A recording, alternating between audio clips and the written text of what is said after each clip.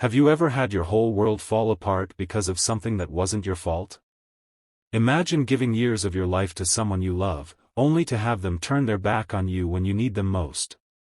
Imagine being told that you're not enough, that you failed, and that you no longer belong.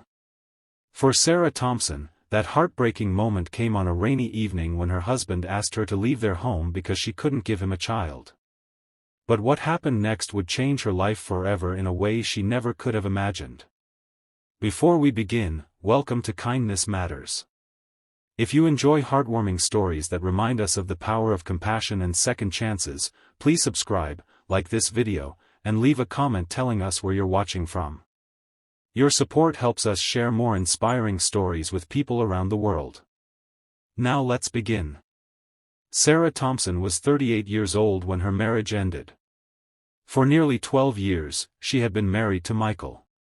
In the beginning, they were happy. They dreamed about building a family together, decorating a nursery, and watching their future children grow up. But year after year, those dreams slipped further away. The couple visited doctors, specialists, and fertility clinics. Sarah endured countless tests and treatments. She followed every recommendation and never gave up hope. Yet nothing worked. As time passed, Michael became distant. The man who once held her hand through every disappointment slowly grew cold and resentful. One evening, after another difficult doctor's appointment, Michael sat across from her at the kitchen table. His face showed no warmth. "I can't do this anymore," he said. Sarah felt her stomach drop. "What do you mean?" she asked quietly. Michael looked away. "I want a family. I want children. And that's never going to happen with you." The words hit her like a punch to the chest. Tears filled her eyes. "Michael, we've been through this together." "No," he replied. "You've been through it. I've just been waiting." A week later, he asked for a divorce. 2 months later, Sarah found herself carrying a suitcase out of the home she had helped build. As she stood in the rain outside the house, watching the front door close behind her, she felt completely alone. She moved into a small apartment across town. The rooms were quiet. The nights felt endless. Everywhere she looked, she saw reminders of the life she had lost. Some days she barely left the couch. Friends tried to encourage her, but heartbreak has a way of making even the brightest future seem dark. Still, Sarah had always been a kind person. Even during her pain, she volunteered every Saturday at a local community center, helping serve meals to families in need. She didn't know it then, but one simple act of kindness there would change everything. One chilly Saturday morning, Sarah was carrying boxes of donated food when she noticed a young boy sitting alone at a table. The boy looked about 8 years old. His head was down. He seemed upset. Sarah walked over and smiled. "Hi there. Are you okay?" The boy shrugged.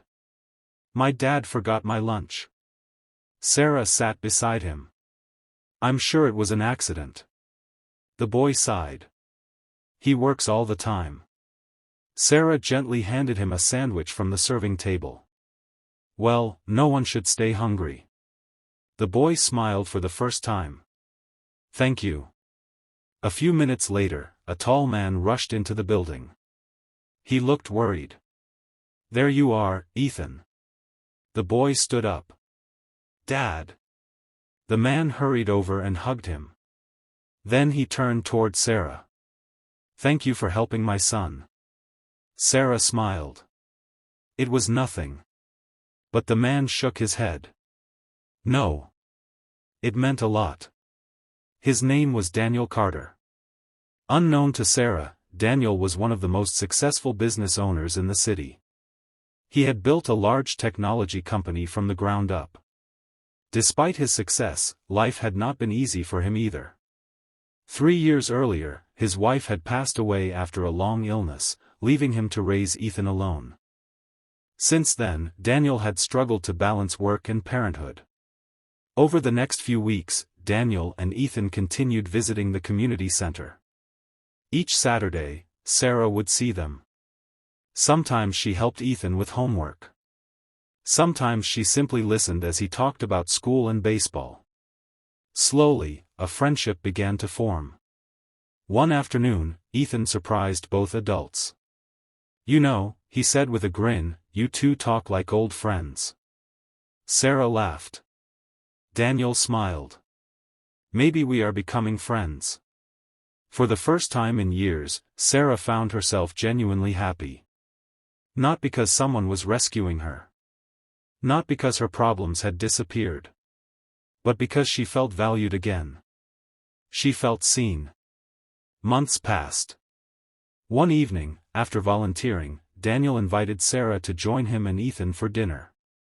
At first she hesitated. Then she agreed. That dinner turned into another. Then another.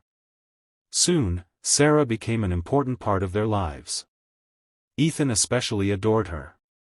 She attended his baseball games. Helped him study for tests. Celebrated his achievements.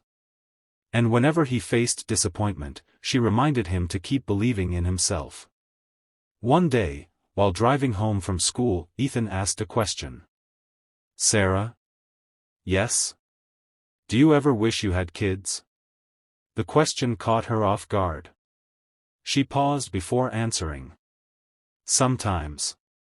Ethan looked out the window. "I wish you were my mom." Sarah felt tears fill her eyes. Not because she was sad. But because those words touched a place in her heart that had been hurting for years. That evening she cried quietly after returning home. For the first time,